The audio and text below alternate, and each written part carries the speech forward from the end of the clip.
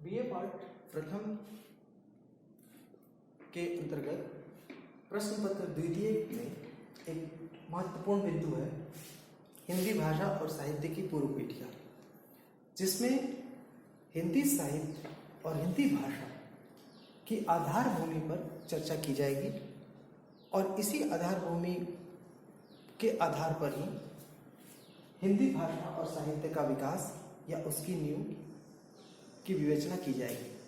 तो सबसे पहले हमें जानना होगा कि भाषा हिंदी भाषा के रूप में आने से पहले वह कई पड़ावों को पार कर चुकी है और हिंदी के संदर्भ में ये महत्वपूर्ण है कि जो प्राचीनतम भाषा है उसे संस्कृत के रूप में जाना जाता है। तो संस्कृत को देव भाषा भी कहते हैं, इसलिए कि हमारी अवधारणा थी कि यह देवताओं की भाषा है जो मनुष्य से भी बहुत ज़्यादा विकसित थे और फिर बाद में वो ऋषि मुनियों की भाषा बनी और फिर उसके बाद धीरे धीरे वो जन सामान्य की ओर विकसित हुई। यानी समग्रता ये ध्यान में है कि भारत के संदर्भ में या किसी भाषा के संदर्भ में यदि हम बात करें तो संस्कृत को देव भाषा या संस्कृत हमारे लिए प्राचीनतम भाषा है और यही सारे भाषाओं की जननी के रूप में भी जानी जाती है। तो संस्कृत प्राचीनतम भाषा के रूप में हुई, लेकिन संस्कृत भी सिर्फ एक रूप में नहीं रही, संस्कृत भी अनेक रूपों में विकसित होती रही और मुख्य रूप से इसके दो रूप थे संस्कृत के, जिसमें एक रूप था जिसे वैदिक संस्कृत कहा गया और दूसरा रूप था वह था लौकिक संस्कृत।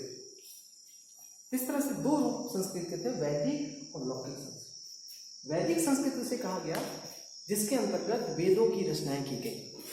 हमारे चारों वेद उसी वैदिक रचनाओं के संदर्भ में थे। तो वेद की रचनाएं हुई और वेदों की रचनाओं के आधार पर उसका नामकरण किया गया वैदिक और साहित्य। फिर उसके बाद वह रूप जैसे जन सामान्य के बीच आया तो फिर उसे कहा गया लौकिक रूप। इस तरह से संस्कृत भाषा के रूप में दो महत्वपूर्ण चीजें आती हैं कि वह लौकिक और वैदिक रूप में विख्यात थी। लेकिन केवल भाषा जो शुरुआती दौर में थी वो मौखिक रूप में थी, यानी वो पहले लिखित रूप में नहीं है बल्कि मौखिक रूप में है। और आज फिर देखते हैं कोई भी मनुष्य या कोई भी बच्चा होता है वो पहले बोलना सीखता है, यानी मुख का उपयोग करता है, फिर उसके बाद वह अभिव्यक्ति के लिखित स्वरूप पर जाता है। तो लिखित रूप बाद में आता है और पहले मौखिक। तो भाषा के संदर्भ में ये जानना है कि हमारे जो स्रोत थे वो प्राचीनतम भाषा के स्रोत थे, वो थे मौखिक स्रोत और उसके बाद वो लिखित स्रोत में। तो संस्कृत के संदर्भ में ये बात लागू होती है कि संस्कृत में जो मूल भाषा थी पहले, जिसको वैदिक भाषा कहते हैं, वो उसका मूल रूप क्या था? मौखिक रूप था और वो ऋषि मुनियों के द्वारा या उनकी शिष्य परंपरा में उन्हें प्रदर्शित किया जाता था, उन्हें कंठस्थ किया जाता था और इसीलिए वे केवल सुनकर उन्हें याद किया जाता, इसलिए इसका नाम लिखा गया श्रुति। श्रुति का तात्पर्य है जिसे सुनकर याद किया जाए और इस श्रुति का अर्थ होता है वेद। तो इस प्रकार संस्कृत का जो प्राचीनतम रूप है वो मौखिक रूप में है और प्राचीनतम रूप श्रुति साहित्य है, वह वेद का साहित्य है और वेदों में भी प्राचीनतम है हमारा जो वेद है वो ऋग्वेद है। इस तरह से ऋग्वेद प्राचीनतम मौखिक भाषा का रूप है या साहित्य है। तो भाषा के रूप में हम देखें तो वेद को श्रुति भी कहते हैं और श्रुति इसलिए कहा गया क्योंकि उन्हें कंठस्थ किया जाता था, सुनकर याद किया। मौखिक रूप यानी वेद इसीलिए कहते हैं हमारे ज्ञान के और भाषा के साहित्य के आदि स्रोत है, इसलिए हम मान सकते हैं।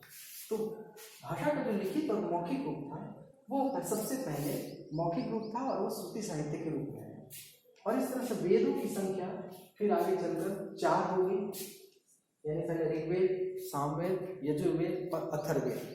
ये 4 वेद जो थे इन्हें ही वैदिक साहित्य कहा गया और इनकी जो भाषा थी वो वैदिक संस्कृत के रूप में माना गया। फिर इसी परंपरा में फिर आगे बदलाव हुआ और वेद 4 वेदों के अलावा फिर आगे चलकर 108 उपनिषद लिखे गए, यानी धीरे धीरे कर 108 उपनिषदों में फिर वेदों की व्याख्या की गई, जिसमें कठ उपनिषद बहुत महत्वपूर्ण है, तैत्तरीय उपनिषद बहुत महत्वपूर्ण है। इस तरह से कई वेद के बाद उपनिषद भी है जो बहुत महत्वपूर्ण माने गए।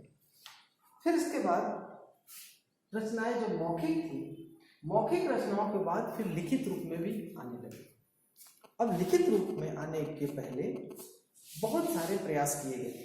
आज हम जिस रूप में कागज पर लिखित रूप में भाषा और साहित्य को पढ़ते हैं, उसके पूर्व में वह कागज पर लिखे जाने से पूर्व कई पड़ावों को पार कर चुके हैं।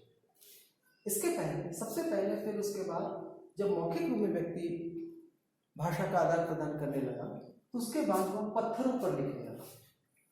इसलिए पत्थरों पर भी बहुत सारे हमारे साहित्य और भाषा के संकेत मिलते हैं।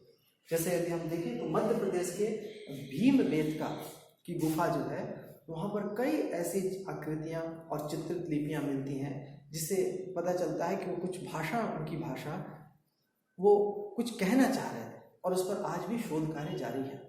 यानी उन चित्र लिपियों के माध्यम